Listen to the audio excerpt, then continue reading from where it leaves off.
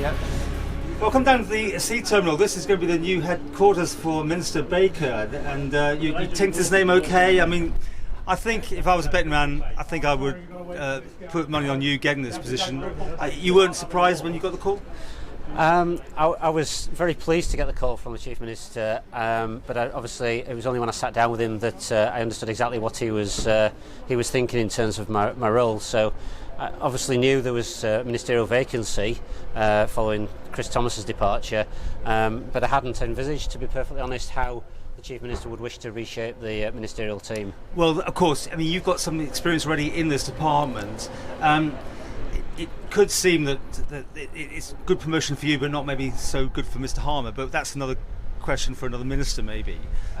It's certainly a good promotion for me. It's a great opportunity to step in. It's a big department, and one that I've been in for 3.5 years, with both ports responsibility and Lathley Highway. So I feel very well prepared for this. I actually think it's a good opportunity for Minister Harmer, and I think he's really relishing stepping into that more strategic role and right at the heart of government. So I think it's a genuine situation where it works for him and for myself. But clearly, you'd be better speaking to him about that. Now, you've got a lot on your plate, or did have anyway, because you started the meat plant, didn't you? And then you took on the MUA, right?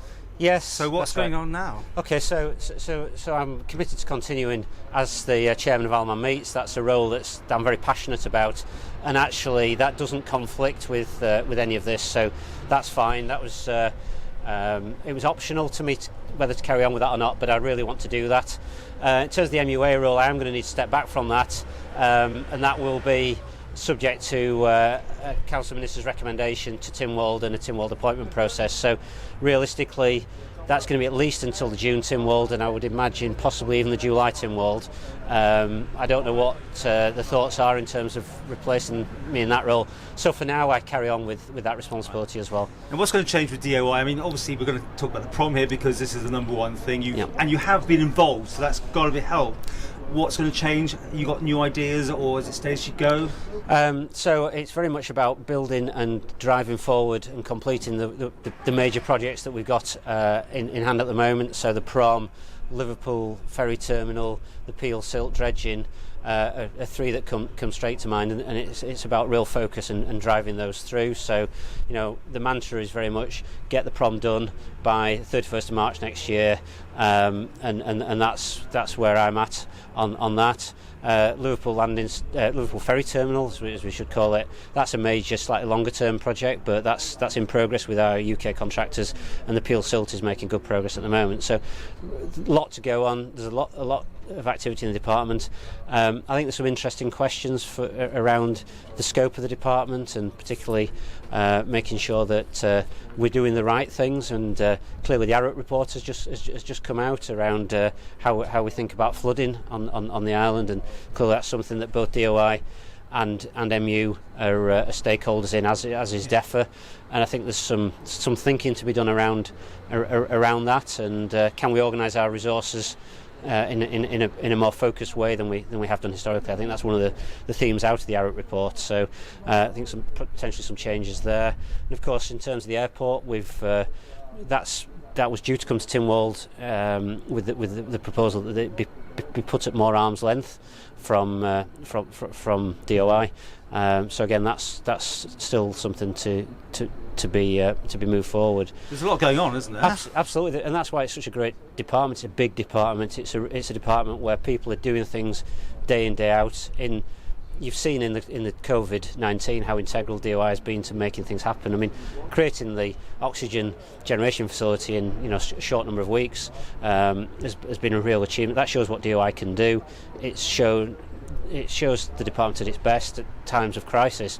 But there's so many things that are just core to everyday life on the island that DOI just does, and I don't think it gets the credit for. And we all know that DOI does come in for a fair degree of adverse comment from time to time, and I think for me it's about building the department and kind of being the figurehead and trying to make it perform at the best level it can. And let's be blunt about this. Mr. Harmer had a great start when he put the tarmac down to get the things going, but certainly things have gone wrong, things have missed, and there's like they open the walkway for parking again and they close it again. Yeah, what have you got decisions on this? And what's going to happen with the horse trams? I mean, that's what seems to be catching most people's attention. Okay, well, on the horse trams, very clearly, we are going to complete the work on the horse trams after the main scheme is done. So we're going to get the main scheme done and get off-site by 31st of March next year to allow the hospitality sector to have a good season. We're then going to come back and we are going to complete the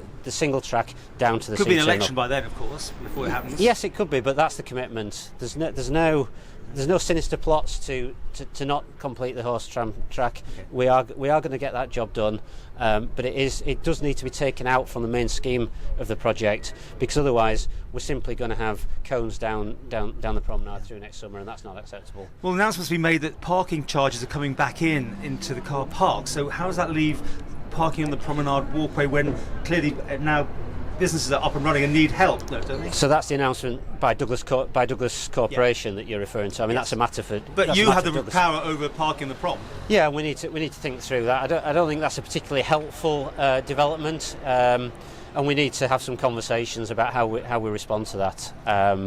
But I want to make that clear that that's not a DOI decision to have brought those charges back in. You've got the power to put cars on or off that promenade. Yes, so and you'll be changing things or not? That's something we need to look at. I mean, this is 3 hours into the new role, okay.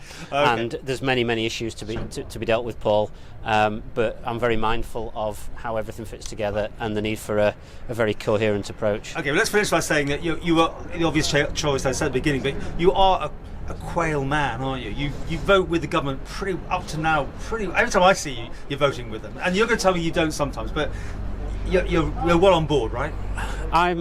I've been. My voting record would show a strong degree of support for council ministers, and of course I did support the chief minister in the original election back in 2016. However, I am my own man.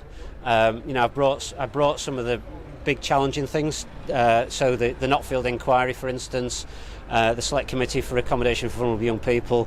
I've not been afraid to challenge in my children's champion role, but I'm a very positive person and I'm constructive. So for me, it's about getting things done, and you've got to be prepared to make decisions and justify your decisions. And I'm sure the boot's going to be on the other foot now. I'm going to be seen as part of the ministerial group, and there will You're be in people, the tent. Yeah, and there'll be people challenging my decisions, and that's absolutely right. Nobody's afraid of scrutiny, but it is about getting things done, and it's about outcomes for the people of the Isle of Man. How ambitious are you? I'm very happy with this DOI role, and that's my focus for the remainder of this administration, to be the best minister that I can possibly be, to see some real progress over the next 16 months or whatever it is, and I'm going to worry about things beyond then in due course. And collective responsibility, you're quite in with that, aren't you? Absolutely, collective responsibility completely applies, and I understand the rules, and you've got to play by the rules. Yeah. How else do you get a coherent way forward from a bunch of people who are individuals who are not part of a party political system?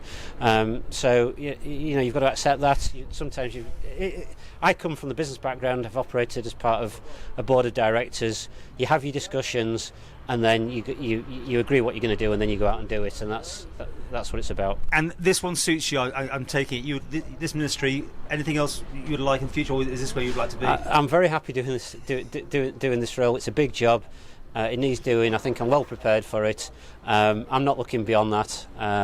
Very, very happy with this. Delighted to be asked, and to be honest, I've come in at a ministerial level, which I see as one of the big heavyweight departments, and I'm very, very delighted with that. Well, we'll talk more about all these other projects in the meantime, but you're confident this promenade will be sorted by that date you gave? Absolutely. The requirement is to get the promenade done by the 31st of March and get off site and let the island have a really good summer season next year. Hopefully we'll have weather like we've had in these last few weeks, and we'll have tourists coming back to the island. The hotels, the restaurants will be vibrant, and there won't be a cone along the prom in terms of the regeneration scheme. That's the requirement. I expect that to be done, and then we come back and we finish the horse tram scheme, as reflects the will of Tynwald and reflects the planning consents that we've got.